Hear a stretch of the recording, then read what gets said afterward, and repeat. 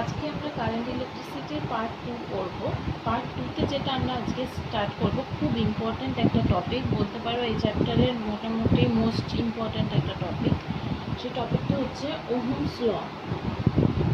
Ohm's law বা ওহমের সূত্র। ঠিক আছে, আমরা আগের দিন বিভব প্রভেদ মানে পোটেনশিয়াল ডিফারেন্স, তারপর তোমার ইলেকট্রিক কারেন্ট বা তড়িৎ প্রবাহ মাত্রা, এগুলো সম্পর্কে আমরা জেনেছি।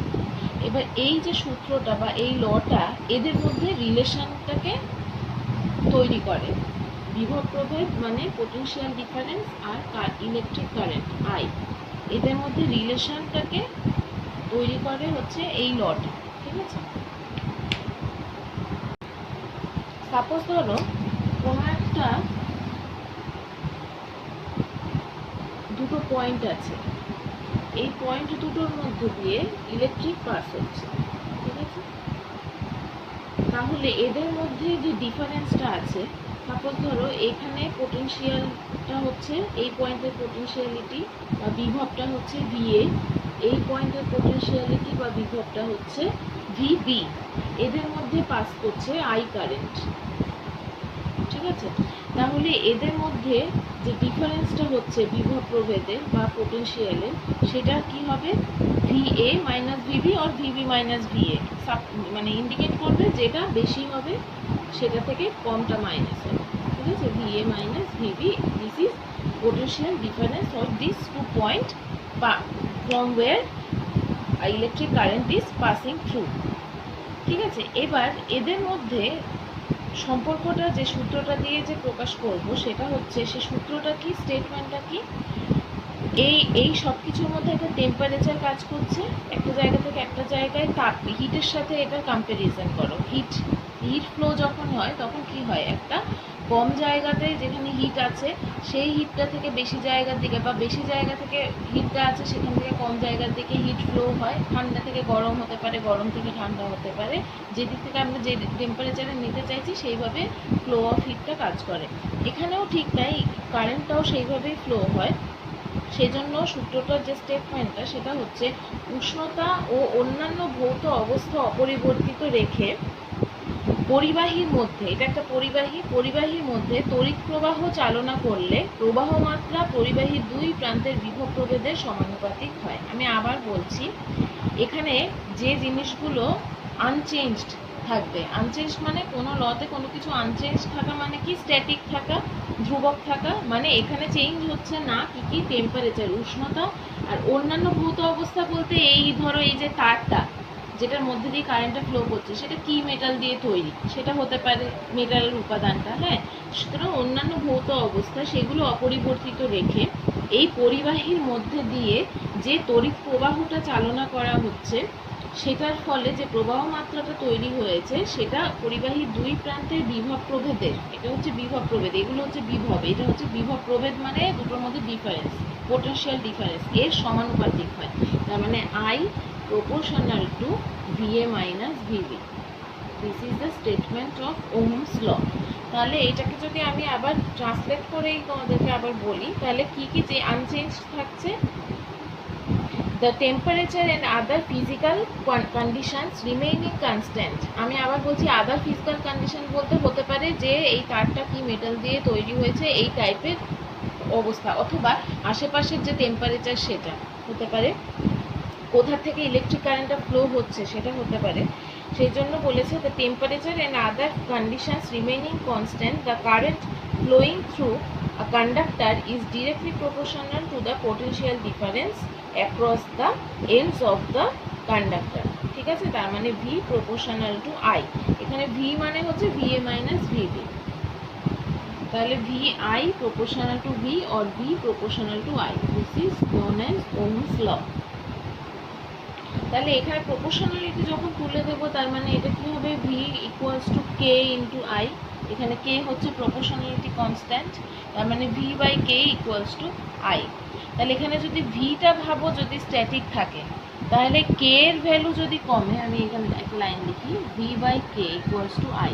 সাপোজ ধরো ভিটা স্ট্যাটিক আছে, ঠিক আছে, চেঞ্জ হয়নি, তাহলে যদি কে এর ভ্যালু বাড়ে তার মানে কি হবে, আই এর মানে কে এর ভ্যালু যদি কমে তার মানে কি হবে, আই এর ভ্যালু বাড়বে।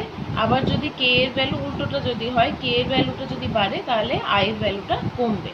তার মানে এই যে কে যেটা আছে এখানে, কেটা হচ্ছে এই যে কন্ডাক্টর বা পরিবাহী যেটা আছে, যেটার মধ্যে দিয়ে কারেন্টটা ফ্লো করছে, সেটার যে রোধ বা রেজিস্ট্যান্স সেটাকে সিম্পলিফাই করছে। ঠিক আছে, তার মানে এখানে আমরা কি বলতে পারি, ভিটা এই কেটা হচ্ছে এখানে এই যে পরিবাহীটা আছে বা কন্ডাক্টরটা হচ্ছে এখানে কারেন্ট পাস করতে যে ফ্লোটাকে বাধা দিচ্ছে, সেই জিনিসটা হচ্ছে এখানে কে। কেন? কারণ কে কমলে আই বাড়ছে, কে বাড়লে আই কমছে। তার মানে আই মানে কি, কারেন্ট ফ্লো। তাহলে কারেন্ট ফ্লোকে যে বাধা দিচ্ছে সে হচ্ছে কে। এই কেটাকে বলা হয় রেজিস্ট্যান্স বা আর, রোধ,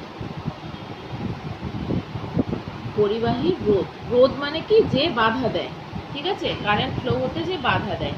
তাহলে এখানে আমরা কে এর জায়গায় V equals to I R. This is simplification of Ohm's law. ঠিক আছে, তাহলে এখানে এইটা দিয়ে এই সম্পর্কটা থেকে তোমার অঙ্ক আসে। ঠিক আছে, এখানে ম্যাথমেটিক্যাল এক্সপ্রেশন আসে। তাহলে আমরা যদি এখানে রোধের একক বার করি, রোধের যে ইউনিট সেটা বা রেজিস্ট্যান্সের যে ইউনিট, তাহলে রেজিস্ট্যান্স, আচ্ছা রেজিস্ট্যান্সকে এই ওহম, এটাকে ওহম বলে। এই রেজিস্ট্যান্সকে এই সাইনটা দিয়ে প্রকাশ করা হয়। তাহলে রেজিস্ট্যান্সের যে একক সেটা হচ্ছে ওহম, রেজিস্ট্যান্সের ইউনিট হচ্ছে ওহম। আচ্ছা, তাহলে ওহম কাকে বলবো আমরা? ওহম কি, যেটা বাধা দিচ্ছে। আবার বলছি আমি, তার মানে কি, দুটো, এটা যদি সংজ্ঞা তৈরি করি ওহমের, কি হবে, পরিবাহী দু প্রান্তে 1 ভোল্ট, মানে এগুলোকে ইউনিট করে দাও, আই ইকুয়াল টু ইউনিট করো, ভি ইকুয়াল টু ইউনিট করো, 1 ধরো। তাহলে পরিবাহী দু প্রান্তে আমরা যদি 1 ভোল্ট বিভব প্রভেদ প্রয়োগ করার ফলে তার মধ্যে 1 অ্যাম্পিয়ার প্রবাহ মাত্রা চলে, তাহলে ওই পরিবাহী রোধকে 1 ওহম বলে। আমি আবার বলছি, যদি কোনো কন্ডাক্টরের দুপাশে 1 ভোল্ট পোটেনশিয়াল ডিফারেন্স অ্যাপ্লাই করার জন্য ওটার মধ্যে দিয়ে 1 অ্যাম্পিয়ার ইলেকট্রিক কারেন্ট ফ্লো হয়, তাহলে ওই কন্ডাক্টরের যে রেজিস্ট্যান্স ওটাকে 1 ওহম বলে। ঠিক আছে, এবার যে ধরো কোনো বেশি হায়ার রেজিস্ট্যান্সের যদি আমরা ইউনিট বার করি, তাহলে সেটা হবে কিলো ওহম, মেগা ওহম, এই ধরনের। ঠিক আছে, কিলো মেগার সাথে এমনি নর্মালের যে সম্পর্ক সেরকমই রিলেশন নর্মাল ওহমের, যেরকম 1 kilo ohm equals to 1000 ohm. ঠিক আছে, 1 কিলোমিটার সমান 1000 মিটার, যেরকম 1 kilo ohm equal to 1000 ohm, 1 mega ohm equal to 10⁶ ohm, এইভাবে নর্মাল। ঠিক আছে, এবার ওহমের যে লটা আছে ওটা একটা গ্রাফ দিয়ে ওটাকে প্রকাশ করা হয়, V versus I. V versus I, I সবসময় এক্স অ্যাক্সিসে, ভি সবসময় ওয়াই অ্যাক্সিসে। আই মানে অ্যাম্পিয়ার, ভি মানে হচ্ছে ভোল্ট। তাহলে এইটা কি হবে, সবসময় দেখো ভি সমানুপাতিক আই, তার মানে এটা সবসময় এটা বাড়লে এটা বাড়বে, এটা বাড়লে এটা বাড়বে। ঠিক আছে, এই ধরনের গ্রাফটা হচ্ছে ভি ভার্সেস আই। এটা একটা সরল রেখা, স্ট্রেট লাইন। আচ্ছা, এবার জানবো relation between the EMF, terminal voltage and internal resistance. এগুলো আমরা আগের দিন টার্মগুলোর সাথে পরিচিত। কি কি? একটা হচ্ছে ইএমএফ, ঠিক আছে, তড়িৎ যে তোমার প্রবাহ মাত্রাটা হচ্ছে সেটা যে ইএমএফ মানে পোটেনশিয়াল, যে ইলেকট্রিক কারেন্ট পোটেনশিয়াল। ঠিক আছে, তড়িৎচালক বল যেটাকে আমরা বলি সেটা, এটা হচ্ছে তড়িৎচালক বল। টার্মিনাল ভোল্টেজ মানে ওই দুই প্রান্তের বিভব প্রভেদ যেটার জন্য হচ্ছে সেটার যে টার্মিনাল ভোল্টেজ, মানে অভ্যন্তরীণ যে রোধ। ঠিক আছে, আরেকটা ইন্টারনাল রেজিস্ট্যান্স, ইন্টারনাল রেজিস্ট্যান্স হচ্ছে অভ্যন্তরীণ রোধ, আর টার্মিনাল ভোল্টেজ হচ্ছে দুপ্রান্তের যে বিভব প্রভেদ। এগুলোর মধ্যে কি রিলেশন আছে? তাহলে এই ধরনের, ধরো সাপোজ কোনো একটা বর্তনী আছে, বর্তনী মানে কিছুই না, একটা ধরো এরকম সেল, দুটোর মধ্যে বিভব প্রভেদ থাকবে, কারেন্ট ফ্লো হবে, এই ধরনের একটা সেল। ধরো এটাতে আমি একটা ব্যাটারি দিয়ে কানেক্ট করলাম, এখানে একটা রেজিস্ট্যান্স লাগে। এবার এর মধ্যে দিয়ে আই কারেন্ট ফ্লো হচ্ছে। ঠিক আছে, এই দিক থেকে যাচ্ছে, এইভাবে করে আই কারেন্ট এটার মধ্যে দিয়ে ফ্লো হচ্ছে। তাহলে এখানে ই হচ্ছে, আর হচ্ছে এদের মধ্যে, আর এই ক্যাপিটাল আর হচ্ছে এটার টোটালটার রেজিস্ট্যান্স।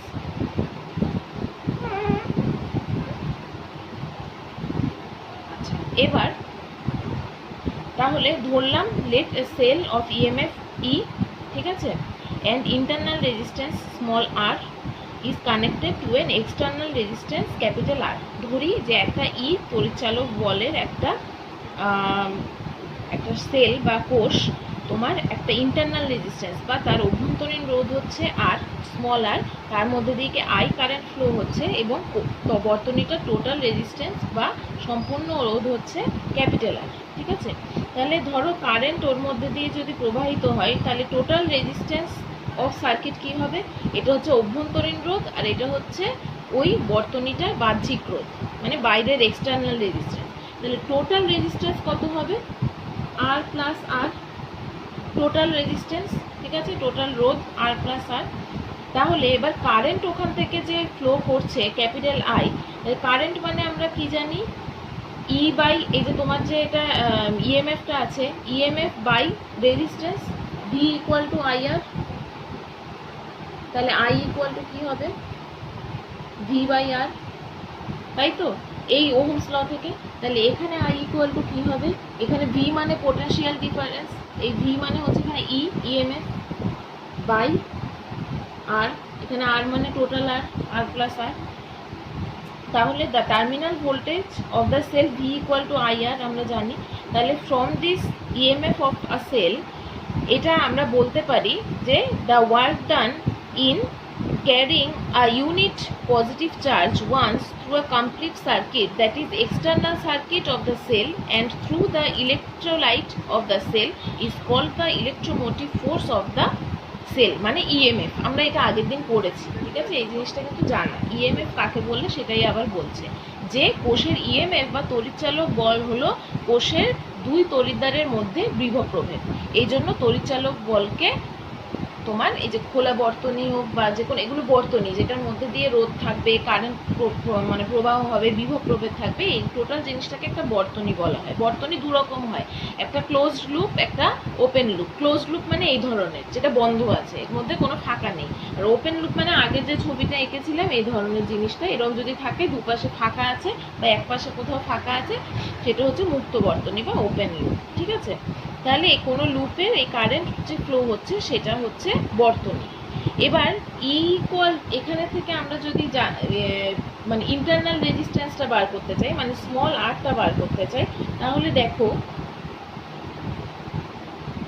ই ইকুয়ালস টু, আমরা ধরে নিচ্ছি এটা বিভব প্রভেদ, ভি পোটেনশিয়াল ডিফারেন্স। ঠিক আছে, ভি প্লাস ভি মানে বড়টার জন্য ক্যাপিটাল ভি, ছোটটার জন্য স্মল ভি। ঠিক আছে, তাহলে এখান থেকে আমরা কি বার করতে পারি? স্মল ভি ইকুয়ালস টু কি, যেহেতু আমরা অভ্যন্তরীণটা বার করবো, তাহলে capital E minus capital V, এটা small V equals two.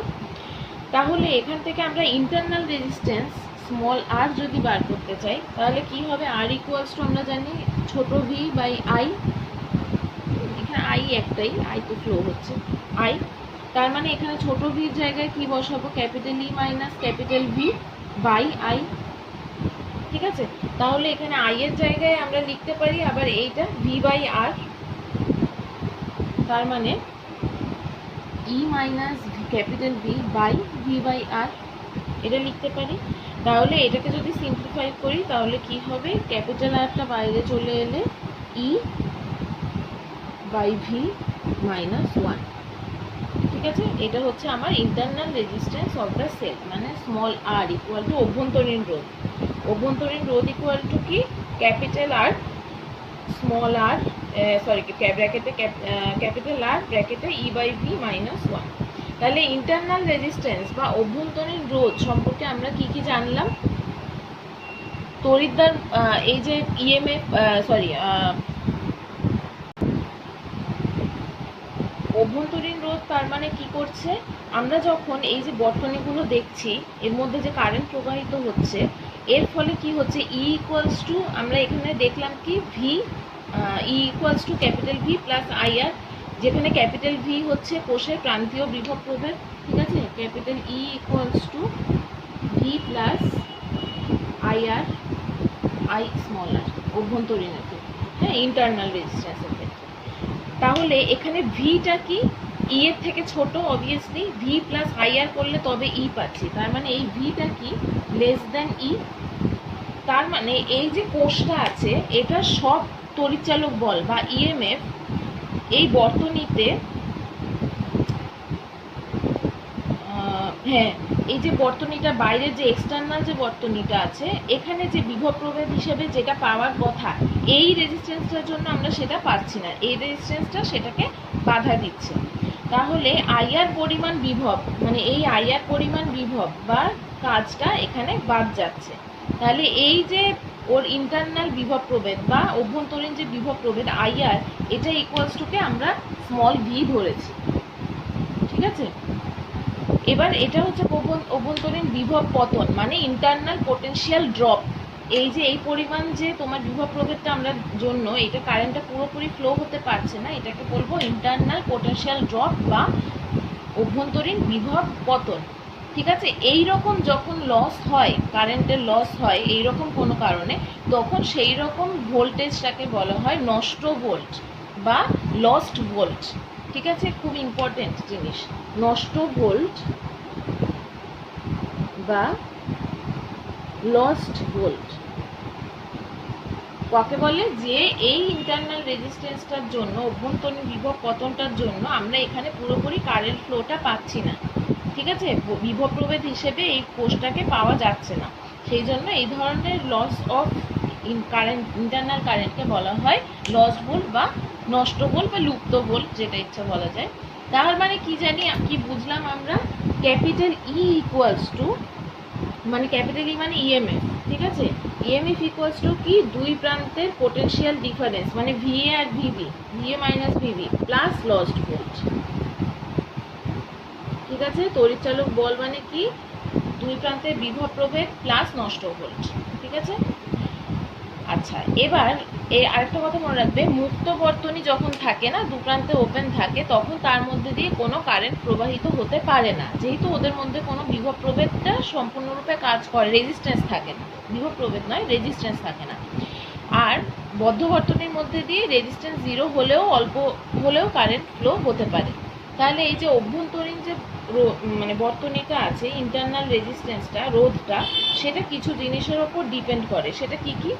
Surface area of the electrodes, ওই যে ইলেকট্রনগুলো আছে, এই যে এগুলো ইলেকট্রোড। ঠিক আছে, ব্যাটারির যে দুই ইয়ে থাকে কোষ, ওগুলো electrode.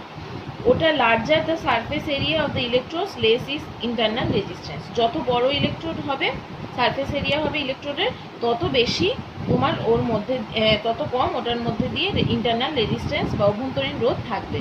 The distance between the electrodes, দুটো ইলেকট্রোডের মধ্যে যে ডিফারেন্সটা আছে, পার্থক্যটা আছে, সেটা more the distance between the electrodes larger is the internal resistance. সেটা যত বাড়বে ইন্টারনাল রেজিস্ট্যান্স বা অভ্যন্তরীণ রোধও তত বাড়বে।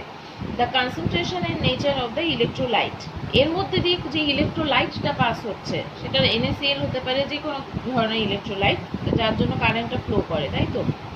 সেই ইলেকট্রোলাইটের যে নেচারটা হবে, তত বেশি হায়ার কনসেন্ট্রেশনের হবে, তত বেশি ইন্টারনাল রেজিস্ট্যান্স হবে। ঠিক আছে, এটাও সমানুপাতিক। আরেকটা হচ্ছে the temperature of the electrolyte, যত বেশি টেম্পারেচার হবে তত কম ইন্টারনাল রেজিস্ট্যান্স হবে, উল্টো। ঠিক আছে, এবার হচ্ছে রেজিস্টিভিটি আর কন্ডাক্টিভিটি, মানে রোধাঙ্ক আর পরিবাহিতাঙ্ক কি?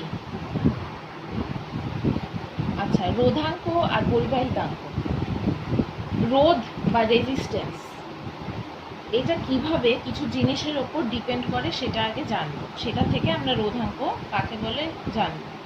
তাহলে একটা ডেফিনিট টেম্পারেচার বা নির্দিষ্ট উষ্ণতায় এবং উপাদান, নির্দিষ্ট উপাদান এবং নির্দিষ্ট উষ্ণতায়, রিমেইনিং কিছু ফিজিক্যাল কোয়ান্টিটি একই রেখে এবং টেম্পারেচার একই রেখে, পরিবাহী রোধ বা আর, পরিবাহীর দৈর্ঘ্যের ওপর, মানে the resistance of R of a conductor is directly proportional to its length. ঠিক আছে, number one, R proportional to length, কন্ডাক্টরের যে দৈর্ঘ্য পরিবাহীর দৈর্ঘ্যের সাথে সমানুপাতিক। Number two, R is directly proportional to inversely proportional to the area of cross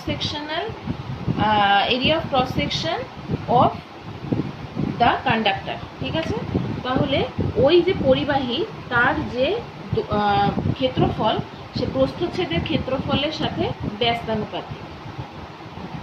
এ হচ্ছে সে প্রস্থচ্ছেদের ক্ষেত্রফল, ওই তারটা বা কন্ডাক্টরটা যাই। নাম্বার থ্রি, ওই আর পরিবাহীর প্রস্থচ্ছেদের, আচ্ছা প্রস্থচ্ছেদের ক্ষেত্রফল তো হয়ে গেল, এবার হচ্ছে এইগুলোকে আমরা যদি যৌগিক ভেদের নিয়মানুযায়ী ভেরিয়েশন, মেথড অফ ভেরিয়েশনে যদি আমরা কম্বাইন করি, তাহলে আমরা যেটা পাই আলটিমেট, সেটা হলো আর ভেরিজাইজ এল বাই এ।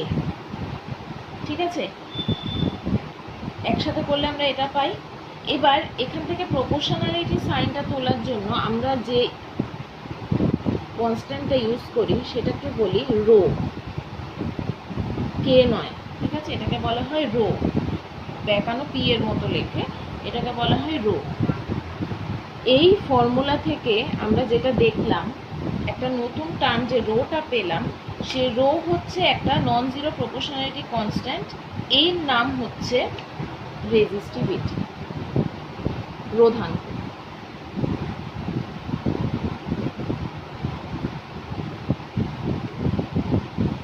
তাহলে রেজিস্টিভিটি রোধাঙ্কও বলে, আবার তোমার আপেক্ষিক রোধ বা স্পেসিফিক রেজিস্ট্যান্সও বলে এটা। ঠিক আছে, স্পেসিফিক রেজিস্ট্যান্স অর রেজিস্টিভিটি।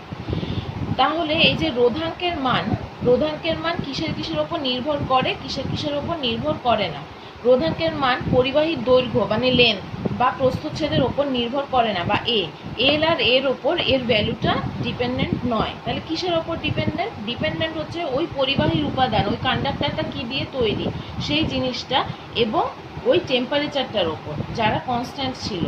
তাহলে আমরা যদি এই রোধাঙ্কের ডেফিনেশনটা এখান থেকে বার করি, তাহলে কি দাঁড়াবে, যে স্থির উষ্ণতায় পদার্থের একক ঘনকের দুই বিপরীত তলের মধ্যেকার রেখা রোধকে ওই পদার্থের রোধাঙ্ক বলে। আমি আবার বলছি, ইউনিট ধরে নেব। এখানে যদি L1 হয়, A1 হয়, তার মানে কি আর এখানে প্রপোর্শনাল হবে না, ইকুয়াল টু হবে। তাহলে আর ইকুয়াল টু রো হবে, তার মানে আর মানে কি রেজিস্ট্যান্স বা রোধ, তাহলে রো একটা রোধ। ঠিক আছে, বা রেজিস্ট্যান্স। তাহলে the resistivity of a conductor is the resistance of the conductor of unit length and unit area of cross section at a constant temperature. ঠিক আছে, খুব ইজি। তাহলে এখানে রোধাঙ্কের যে একক বা ইউনিট, সেটা কি হবে, রো ইকুয়ালস টু, এখানে তুমি যদি রো ইকুয়ালস টু এখান থেকে দাঁড়ালে কি হবে, আর এ বাই এল। এই লাইনটা থেকে রো ইকুয়ালস টু কি হবে, আর এ বাই এল। তাহলে এখান থেকে তুমি যদি ইউনিটটা বার করো, তাহলে আর এর ইউনিট হচ্ছে রো, এর ইউনিট হচ্ছে সেন্টিমিটার হলে সেন্টিমিটার, মিটার হলে মিটার, যাই হোক, এল এর হবে সেন্টিমিটার। তাহলে একটা একটা সেন্টিমিটার কেটে গেল, তার মানে ohm centimetre or ohm metre. SI হলে ওহম মিটার, সিজিএস হলে ওহম সেন্টিমিটার। এটা হচ্ছে আর এর ইউনিট। আচ্ছা, এবার হচ্ছে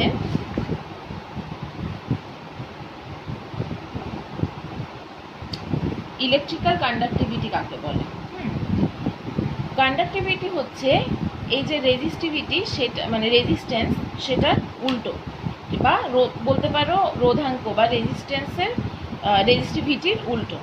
তাহলে রেজিস্টিভিটির উল্টো মানে কি, রেজিস্টিভিটি মানে কি একটা রোধ। ঠিক আছে, তার মানে রেজিস্টিভিটি কি করে, কোনো কারেন্ট ফ্লোকে বাধা দেয়। ঠিক আছে, কিন্তু কন্ডাক্টিভিটি কি করবে, কোনো কারেন্ট ফ্লোকে ইনফ্লুয়েন্স করবে। তার মানে কি, রোধের বিপরীত যদি হয় পরিবাহিতাঙ্ক, তার মানে রোধাঙ্কের বিপরীত হয়, তার মানে কোনো পদার্থের রোধাঙ্কের অনন্যকে বা ওটার রেসিপ্রোকালকে বলে ওটার পরিবাহিতাঙ্ক বা কন্ডাক্টিভিটি। মানে যে পরিবাহিতা বেশি, সেটার পরিবাহিতাঙ্কও বেশি হবে।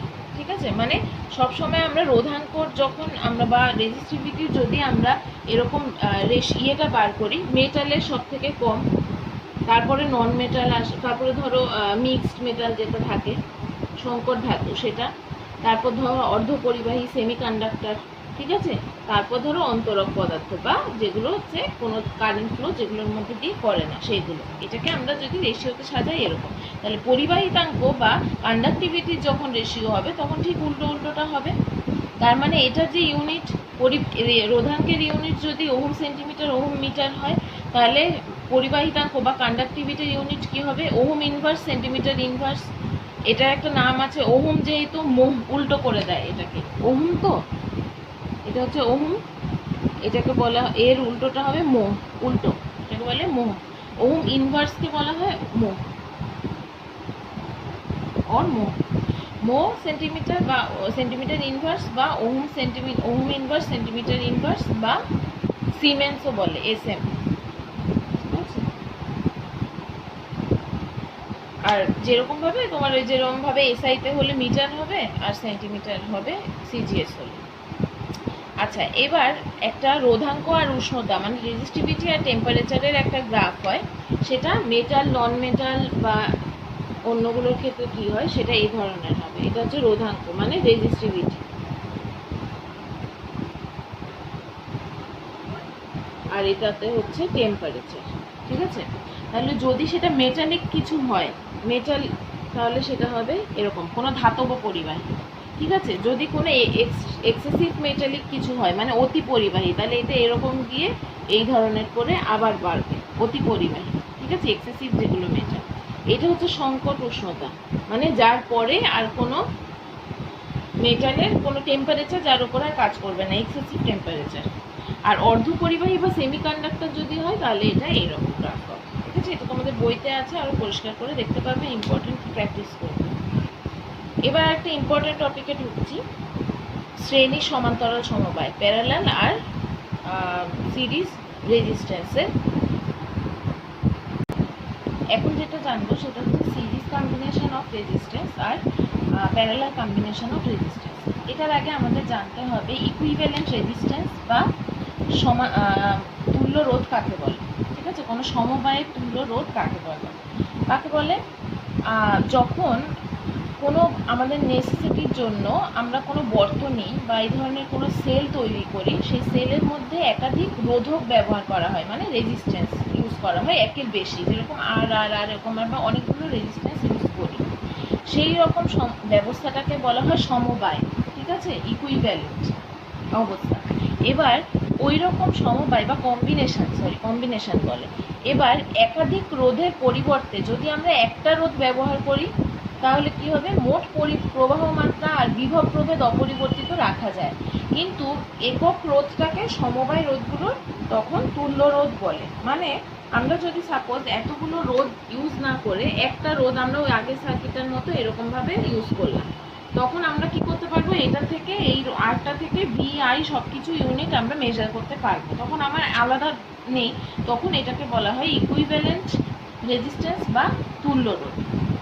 এখন এই রেজিস্ট্যান্সটা এই আলাদা আলাদা যে রেজিস্ট্যান্স আছে সেইগুলোর সাথে কীরকমভাবে রিলেটেড সেটা আমরা দুটো কম্বিনেশন করব। দু রকমই কম্বিনেশন হয়, একটা সিরিজ হয়, একটা তোমার হয় প্যারালাল হয়। তাহলে সিরিজের জন্য আমরা এরকম একটা ড্র করলাম। সিরিজ মানে কি? সিরিজ মানে হচ্ছে একটার সাথে একটা এরকম, একটার সাথে একটা স্টার্ট, তারপরে এন্ড, ওই এন্ডেরটা হচ্ছে সেকেন্ড রেজিস্ট্যান্সের স্টার্টিং পয়েন্ট, আর তারপরে আবার সিটা হচ্ছে থার্ড রেজিস্ট্যান্সের আবার স্টার্টিং পয়েন্ট, মানে প্রথমটার লাস্ট, সেকেন্ডটার ফার্স্ট, সেকেন্ডটার লাস্ট, থার্ডের ফার্স্ট, থার্ডের লাস্ট, ফোর্থের ফার্স্ট, এইভাবে করে করে যেগুলো কানেক্টেড থাকে সেটাকে বলা হয় সিরিজ রেজিস্ট্যান্স বা শ্রেণী সমবায়।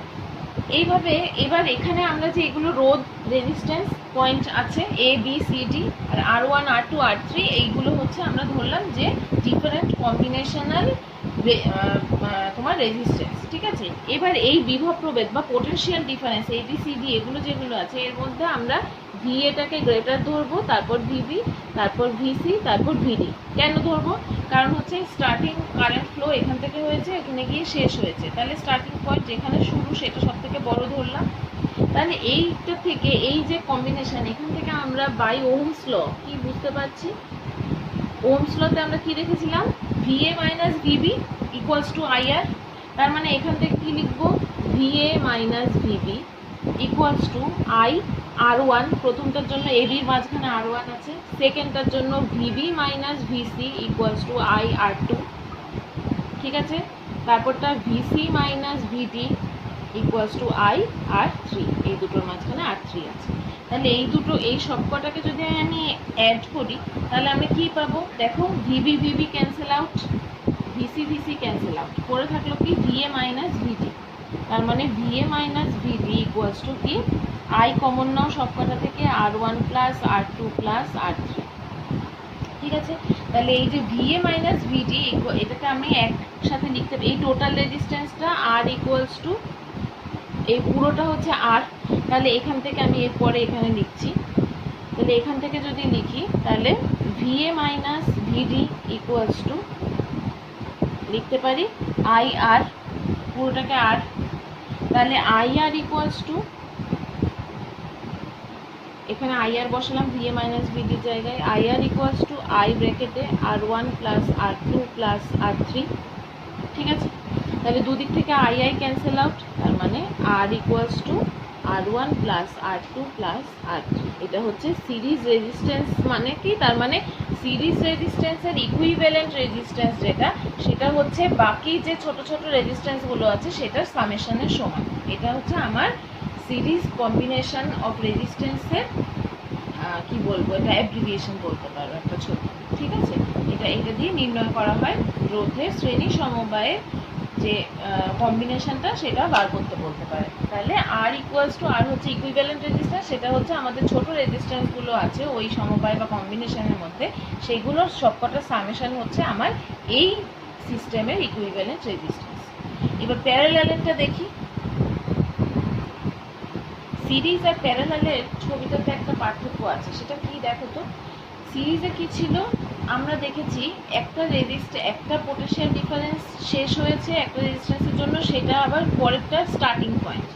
কিন্তু এখানে দেখো, যখন কোনো আই কারেন্ট ফ্লো হচ্ছে, সেই কারেন্টটা ফ্লো, এটা হচ্ছে প্যারালালি আছে পরপর তিনটে। এবার এখান থেকে এ আর বি হচ্ছে এটার পোটেনশিয়াল ডিফারেন্স। কেন এটা থেকে আমরা একটা পোটেনশিয়াল ডিফারেন্স দিয়ে টোটাল সার্কিটটাকে ডিজাইন করতে হচ্ছে, কারণ এখানে কারেন্টটা আগেরটাতে কি ছিল, একটা কারেন্টই ফ্লো হয়ে একবারে বেরিয়ে গেছিলো। এখানে কিন্তু তা হচ্ছে না। এখানে কি হচ্ছে, যখন আই কারেন্টটা এই অবধি ফ্লো করছে, তখন এই কম্বিনেশনের মধ্যে দিয়ে যখন যাচ্ছে, তখন I1 এটা একটা পোর্শন গেছে, আই এর একটা পোর্শন, ছোট পোর্শন, আরেকটা পোর্শন I2, আরেকটা পোর্শন I3। মানে এখানে কারেন্টগুলো ভাগ হচ্ছে কিন্তু পোটেনশিয়াল ডিফারেন্সটা ফিক্স থাকছে। আগেরটাতে কি হচ্ছিল, কারেন্টটা একই গেছে, পোটেনশিয়াল ডিফারেন্সটা আলাদা আলাদা হয়ে গেছে। এটা হচ্ছে প্যারালাল আর সিরিজের মধ্যে পার্থক্য, যার জন্য এটার যে আলটিমেটাম যে রেজাল্ট আসবে সেটাও আলাদা আসবে। তাহলে আমরা এখানে আবারই VA minus VB, VA greater than VB, যেহেতু VA মাইনাস VB হচ্ছে এদের potential difference, S VA greater than VB, এটা স্টার্টিং পয়েন্ট, এটা এন্ডিং পয়েন্ট। তাহলে এখান থেকে আমরা কি পেলাম, ওহমস ল অ্যাপ্লাই করে কি পেলাম হচ্ছে I equals to V by R। তাহলে VA minus VB by R1, প্রথমটার জন্য R1, তারপরটা R2, তারপরটা R3।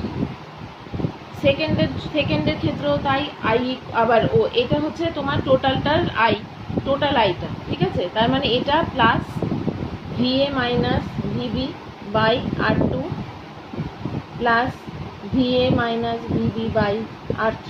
ক্লিয়ার? I1 এ V বাই R, তাহলে তিনটের জন্য তিনটে টোটাল করতে হবে আমার, টোটাল সার্কিটের I ইকুয়ালস টু কতবার করতে হবে, টোটালটার কম্বিনেশন। তার মানে দেয়ারফর কি লিখতে পারি, I equals to VA minus VBটা কমন নিয়ে নাও সবকটা থেকে, তাহলে কি পড়ে থাকে, 1 by R1 plus 1 by R2 plus 1 by R3।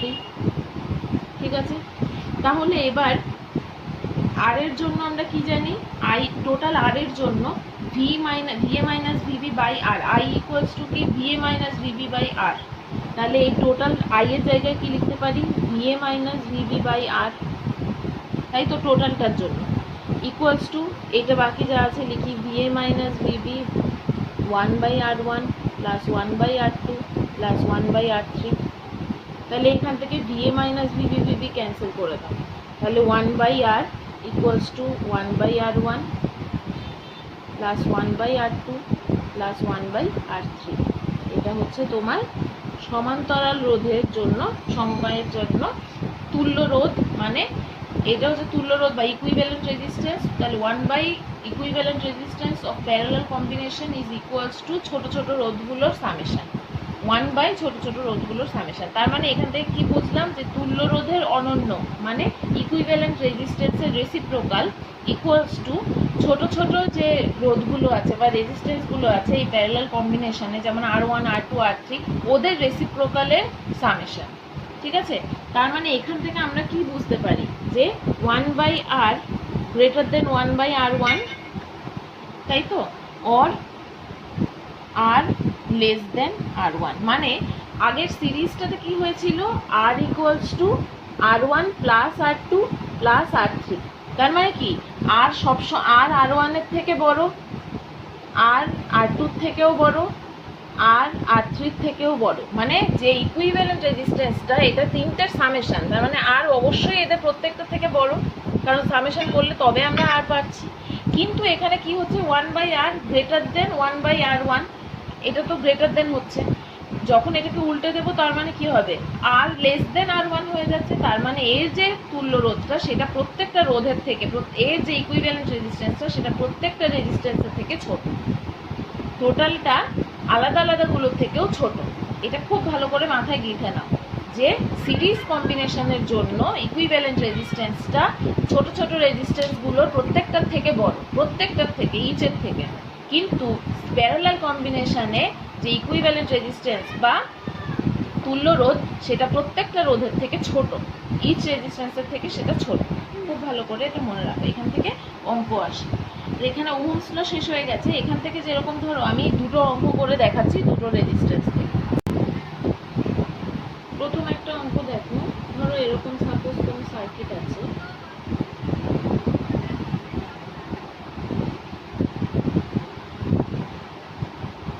ঠিক আছে, তোমাকে এরকম সার্কিট দেওয়া আছে, সার্কিটের রেজিস্ট্যান্স বলে দিয়েছে এটা 4, এটা 3, এটা 2,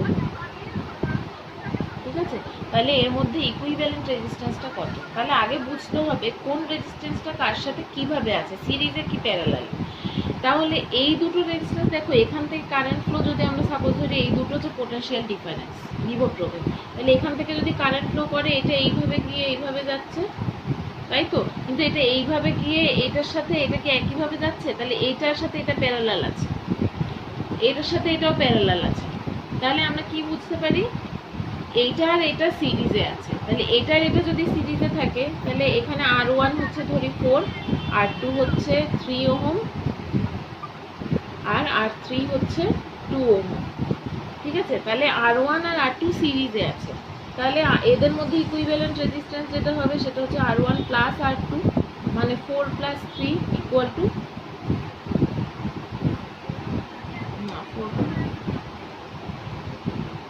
সরি এটা 2 আছে, এটা 3 আছে, ভুল লিখেছি, এটা 2 আছে, এটা 3 আছে, ঠিক আছে। তাহলে 4 প্লাস 2 মানে 6 ওহম। এবার এদের সাথে এটা প্যারালালি আছে, তার মানে এবার যে সার্কিটটা হয়ে গেল সেটা হয়ে গেল এরকম, এই দুটো মিলে এইটা হয়ে গেল, আর এইটা হচ্ছে নিচেরটা, তার মানে এটা হয়ে গেল কত ওহম, 6 ওহম, আর এটা হয়ে গেল 3 ওহম। তাহলে এইদের মধ্যে যে ইকুইভ্যালেন্ট রেজিস্ট্যান্সটা হবে সেটা কি হবে, R ইকুয়ালস টু 1 বাই, এটা এটাকে ধরে নিলাম R4, ঠিক আছে, উপরেরটা R4 প্লাস 1 বাই R3, ঠিক আছে। তাহলে প্যারালাল যখন করছি আমরা, এটাকে যদি কম্বিনেশনটা করে নিই আমরা, এই ধরনের জিনিসটা দাঁড়ায়, এটাকে যদি তুমি লসাগু করে নাও, এলসিএম করো, তাহলে এটা হবে R4 into R3 by R4 plus R3। দুটো যখন থাকে তখন R equals to R1 R2 by R1 plus R2 হয়, তার মানে এটা যদি হয় তাহলে কি হবে, এটা 1 বাই R ইকুয়ালস টু এটা, তাহলে R ইকুয়ালস টু এটা, তাহলে R ইকুয়ালস টু কি দাঁড়ালো আমার, এটা হচ্ছে 6 ইন্টু 3 বাই 6 প্লাস 3, তার মানে 3 6 18, এটা হচ্ছে 9 মানে 2, তার মানে এটা total equivalent resistance R equals two হবে 2 ওহম। আগে তার মানে বুঝতে হবে যখন কোনো সার্কিট দেবে কার সাথে কে সিরিজে আছে কার সাথে কে প্যারালালে আছে, তারপর বুঝে সেই সার্কিটটা করতে হবে। আরেকটা করছি দেখো,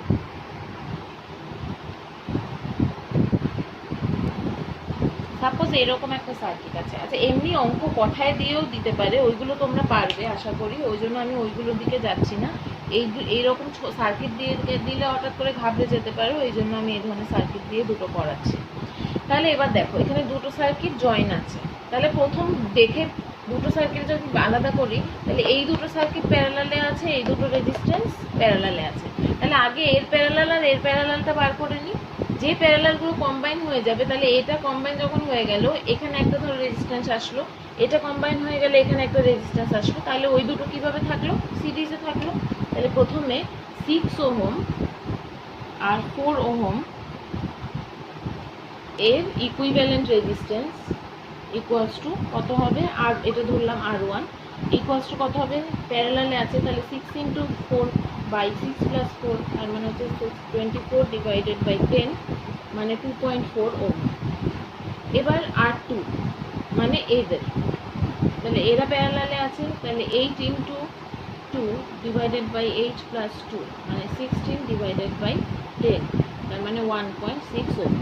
এবার যে সার্কিটটা তৈরি হয়ে গেল সেটা হলো এরকম,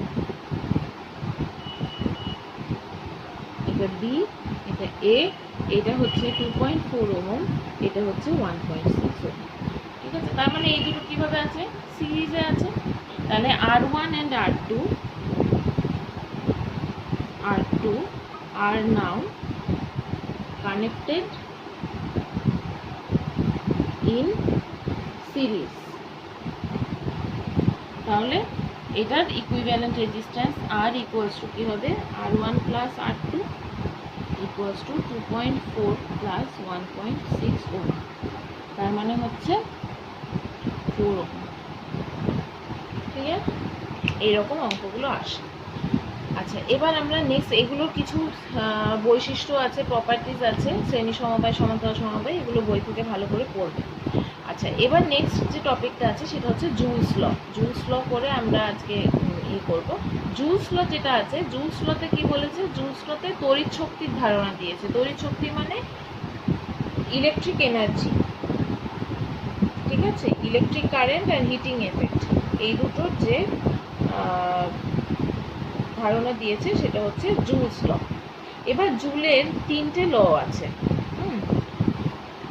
জুলের লগুলো যেটা ডিফাইন করছে সেটা হচ্ছে, প্রথম ল বলছে the amount of heat produced in a conductor in a given interval of time is proportional to the square of the current passed। মানে যদি কোনো পরিবাহীতে তড়িৎ প্রবাহের ফলে যে উৎপন্ন তাপ, হিট, সেটা একটু মুছে দিই, কোনো পরিবাহীতে উৎপন্ন তাপ সেটা তার প্রবাহ মাত্রার বর্গের সাথে সমানুপাতিক যখন আর মানে রোধ আর টি টাইম যখন স্থির।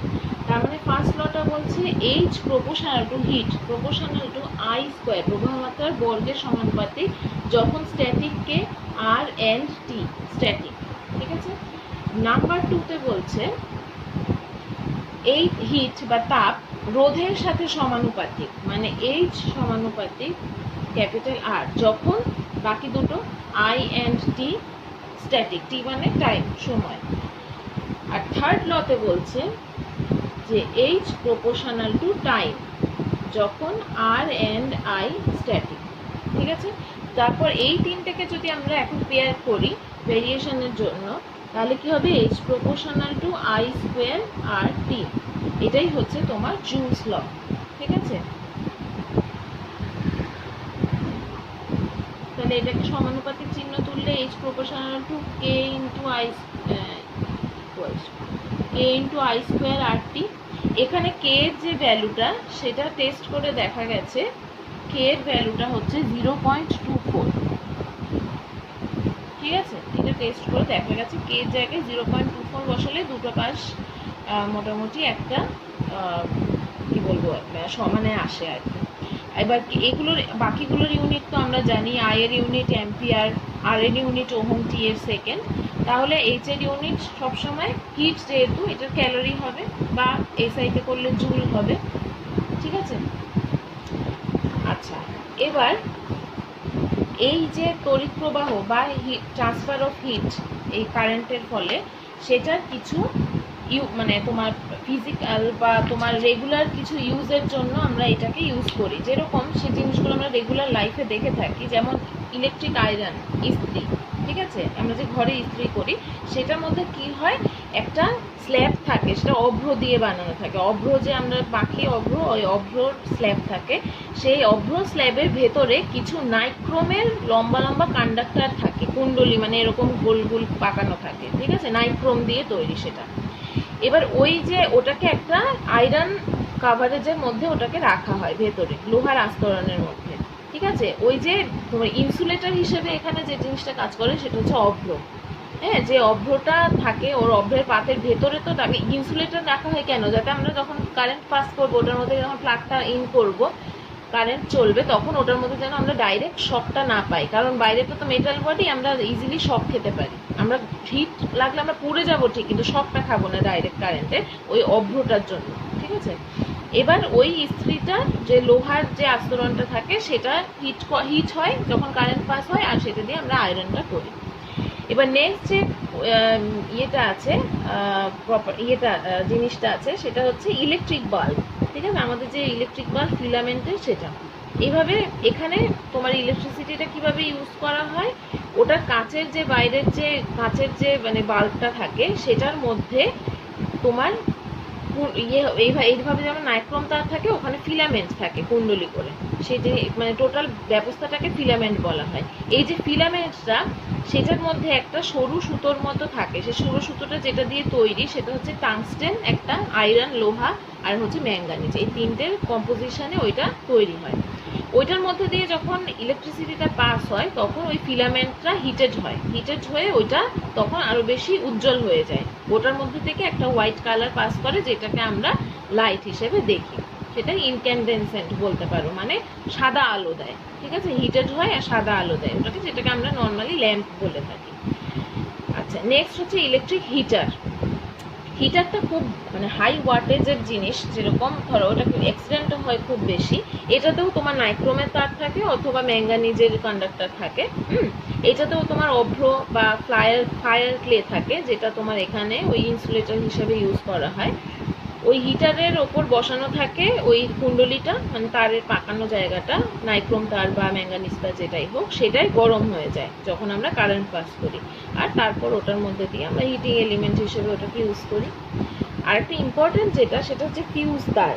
ঠিক আছে, যেটাকে আমরা কাট আউট বলে থাকি, ফিউজ তার। এটা কেন আমরা ইউজ করি? সতর্কতার জন্য, মানে যাতে আমরা ডাইরেক্ট কারেন্টটা মানে না খাই আর কি, সেই জন্য ফিউজ তারটা ইউজ করা হয়। এটা কেন? এটার যে তোমার গলনাঙ্কটা সেটা খুব কম, আর রেজিস্ট্যান্সটা অনেক বেশি।